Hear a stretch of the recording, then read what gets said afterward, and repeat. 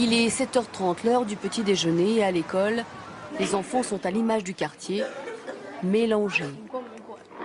En Suède, les symboles religieux sont permis, ça fait partie de la liberté d'expression. Par la voix de leur directrice, nous apprenons aux enfants que les signes religieux sont interdits dans les écoles françaises et nous les laissons réagir. La France est-elle une démocratie? Si oui, pourquoi l'interdire? Les questions fusent, les élèves ne comprennent pas. Ça fait partie des droits de l'homme de s'habiller comme on veut. On doit pouvoir porter ce que l'on veut, quelle que soit sa religion, sans être rejeté ou humilié.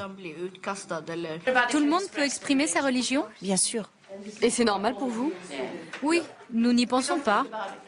Je ne comprends pas la question. Pourquoi ne pourrait-elle pas porter le voile? J'ai entendu ce qui se passait en France. On a vu ça chez nous à la télévision et j'étais abasourdi.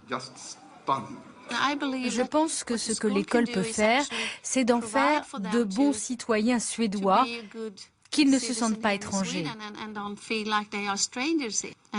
On leur dit, vous pouvez exprimer votre religion, mais on leur dit aussi qu'en tant que citoyens suédois, ils ont des droits, mais aussi des devoirs, comme tout le monde, et ils doivent les respecter.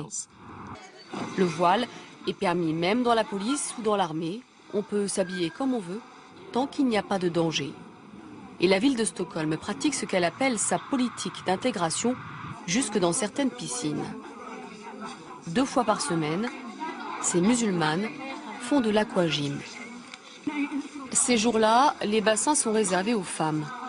Pour attirer cette nouvelle clientèle, la municipalité vend même des maillots de bain islamiques. La vendeuse dit que c'est bien. Et voici le pantalon. Pas mal. En France, c'est interdit. Ah bon? Mon Dieu.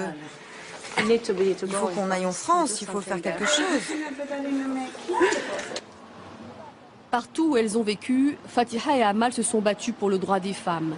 Pour la piscine, ce ne fut pas facile, même en Suède, mais elles ont obtenu gain de cause.